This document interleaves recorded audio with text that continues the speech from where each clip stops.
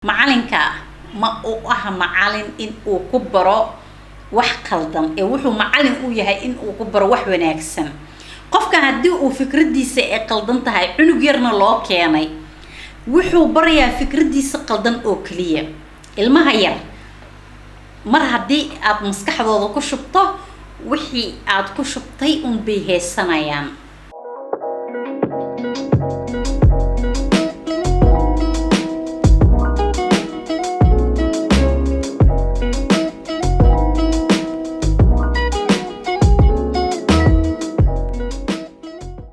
السلام عليكم ورحمة الله وبركاته أصحاب تقاليقا أولاشن الزيو إذن له أنا وان عافمات قوائنك مي عافمات قبتين انت إنا حنوصن ربي سبحانه وتعالى إنو عافيو انت إنا عافماتك هيستاني الله سبحانه وتعالى السياديو انت إنا لمتين إيبها أنحرستو صلاب الشوان أكسن dib ayaan iskugu soo laabanay muddo dheer ayaan kala maqneen asxaabta dhamaan oo igu xiran waxaan leeyahay aniga hadeer waan caafimaad qabaa alxamdulillah Allah subhanahu wa ta'ala ay wax walba u suurta galeen barnaamijka maanta idin haya ayuu wuxuu yahay maalmihii la soo dhaafay ayaa waxa la hadal hayay in Cabdimalik Muuse Coldoon xabsiga la dhigay kadib markuu dhaliilay ama aragtidiisa uu ka dhibtay gabar faafinaysa diinta masiixiga gabadhaas iyo gabar ka horeysay oo Soomaalibo lagu qabsaday in ay faafinayaan diin aan diinteena ahayn iyo xaragii Cabdimalik Muuse Coldoon intaba qodob ayaan u dul istaagi doonaa ugu horeen ayaan waxaan ka hadli doonaa gabadha faafinaysa diinta masiixiga marun baa hadalka mise waa been haddii uu been yahay maxay ugu baxday wadanka sida ugu dhaqsiyaha badan mar alla markii la kashifay oo la ogaaday gabadha faafinaysay diinta masiixiga muhiim maahan in aan magaceeda sheegno ama aan maanta dhan wadwadno sidii in ay tahay qof khatara maahan qofka haddii aad xayisiin u sameynaynin in aad magaciisa maanta dhan aad ku dhawaaqdo maahan in aan xayisiin u sameynayno waayo magaceeda waxba ku falimeeno mana ku dhawaaqi doono isla gabadhaas ayaa wadanka ka baxday markii lagu soo eedeeyay eedeemo badan taasi oo shacabka Soomaaliya iyo Somaliland oo cadeynaysa bixista ee baxday in ay arintaas wax ka jiraan hadda wuxuu ku jiraa xabsiga ma waxa loo xiray dhaliisha uu gabadhan dhaleelay oo aragtidiisa uu ka baxsaday lana wadaagay bulshada mise waxa loo xiray hadalkii uu ugu jawaabay madaxweynaha taasi ayaan kala saari doonaa haddii loo heesto gabadha dhaliisha uu dhaleelay gabadhii hadda wadanka way ay ka baxday qof la dhaliilay ama يعني درتيدا قف وحيران ما أيسن إهن هرتي إن أي ودنك كبحضو هدي أي حق كتاجن تهاي أي مشاس أي مسؤول كتايبو أي وحوناكسن كسو بندقي جرتي أي كد عوكرتني ما أي صبحي لهن أي وكحد لهاد وحي ديلا واحد يقول ستين وقالت ضدك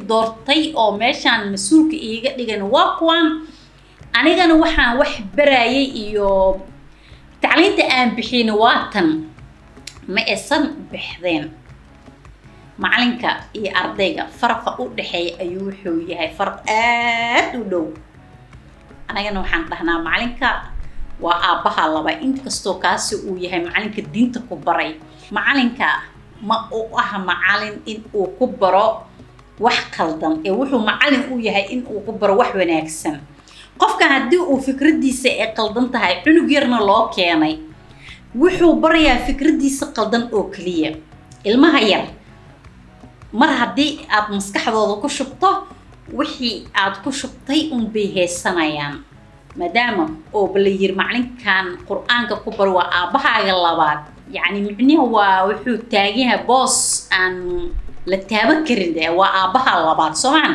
marka hadii meeshan ay iskuul tahay oo macalinkan oo asiga uu ogyahay in uu ku soo bandhigi jiray wax wanaagsan ama wax ardayda wax u tarayo maanta waxay haysan lahayd qodob ay ku doodo waddankan may iska bixi lahayn.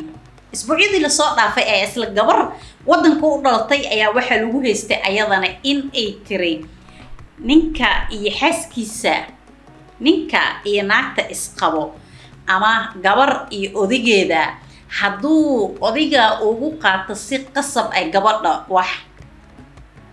waa kufsi.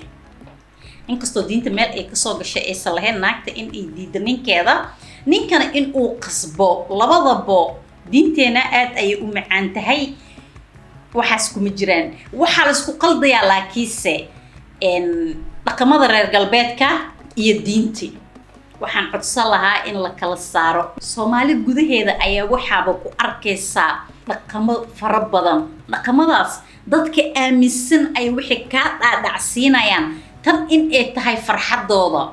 haddii aad ku dhahdidna ilaahay ka cabso, waxaan kitaabka kuma qorno, meel ay diinta ka soo galayaanna ma lahan, ay waxayba kuula doodayaan awowgii ka horeeyey weligeenaan samaysan jirnay. ma wax awowgay soo sameyn jirayaan ani iska day karaa? waa may, waan sameynayaa. maadaama adigii oo Soomaali ahayd oo aad aaminsan tahay dhaqankan in uu soo jireen yahay, maantan adiga aad gacanta ku heenaysid, ma laga dhaadhacsii karo. waxaan waa dembi ee ka fogo. macallin qof waddan islaameed kusoo koray oo dhaqan islaameed haysto, ma dhihi karid dhaqankaas waa dhaqan reer galbeed, laakiinse waa dhihi kartaa diinta meel ay kasoo gasho ma lahan.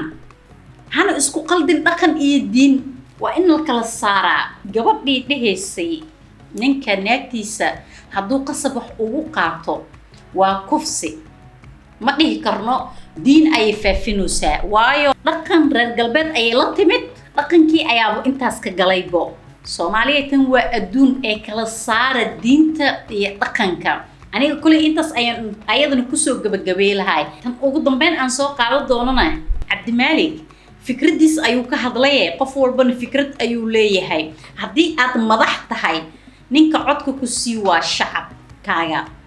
haddii wasaare aad tahay, ninka codka ku sii waa shacabkaaga. haddii aad tahay wasiirna, qofka codka ku sii waa shacabkaaga. sanadihii la soo dhaafay xabsiyada uu soo maray ayaa waxay ka wada turjumayeen sida tan. maxaad Muqdisho u aaday? maxay fara badan. laakiinse taas tan way ka duwan tahay oo hadda waxaa loo haystaa sidee u dhaliili kartaa qof diin masiixi faafinaya. Soomaaliland haddii aan dhahno waxay haystaa nin geesi oo diintiisa ilaasho. xabsiyaa sheegtee haddii dhulka aad dhexgelisane oo sharaf iyo maamuus uu u dhintaybo. laakiinse waxaan idin sheegayaa Soomaaliya oo idil ayay diintan faafinteeda ka socotaa. haddii aad u taqaanid qof in uu meel soo istaago oo wax qarsoodi u faafiyo ama macallimaha ku faafiyo, isla Muqdisho ayaa maalin walba waxaa laga faafiyaa been. TikTok ayaa waxaa loogu tuntaa diinta islaamka si aan aqligal ahayn. welina ma arkin wariye soo istaagay oo maalin diintiisa difaacanayo. miyaysan ku nooleen dad muslimiina sabab ay u difaaci waayeen? gabdha ayaa waxaa lagu leeyahay anaga ayaa iska helnay, waa isdareennay, balaa taas maahan miya diin islaameed faafinteeda? intay kitaabka ugu taalaa laba gabdhood inay isguursan karaan iyo laba nimood inay isguursan karaan? intay kitaabkeena ugu taalaa? xasbiyallahu wa ni'mal wakiil. taas meel walba ayay ka jirtaa. Soomaaliya oo dhan ayaa qabsatay. sanadkii la soo dhaafay nin lagu magacaabo Afar Xaasle ayuu wuxuu wacday TV-yada ugu caansan dalka Soomaaliya, asigoo u sheegay in uu ku faafsanayo been, kuna yiri 4 xaas ayaan leeyahay ee iga duub, hal qolna way ii degan yihiin. beentii ayaa daqiiqad gudaheeda samada waxaa marsiyay isla TV asagana ka howlgalo isla Soomaaliya ayuu maalin qura wuxuu ahaa asna baafiyay nin yiri weligay ma tukan, masaajidkaba ma galabo. isla YouTuberada qaar ayaa asigana sii buubuniyeen oo sii faafiyeen. kuwaasoo idil maahan miya in diinta meel loogu dhacayo? kan sii faafinayo maxaa faafinaysay? kan ogolaaday shilimaad yar oo qof gurigiisa ugu tagay kana soo duubay been uu baraha bulshada soo dhigo dadweynahana uu ka gado asigoo markaa isku sheegaya in uu TV dhan magac u yahay ama sitaba magac saxaafad ama wariye taasi adiga ceeb miyaysan kugu ahayn oo diintaadan daciifis miyaysan ku ahayn Soomaali meel walba ay joogto waxaan Allah subhanahu wa ta'ala ugu baryayaa in uu qalbigooda isku nadiifiyo anagana Ilaahay ha naga dhigo kuwii ku dhinta diintooda kan been yar faafiyo iyo kan runta meeshaan la imaadayo kulli waa la wada iibsan yahay Ilaahay u soo laabta intaas ayaan iskula dardaarmi doonaa insha Allah biidnillah wasiyo idin leh is xisaabiya inta aan la xisaabinin ka hor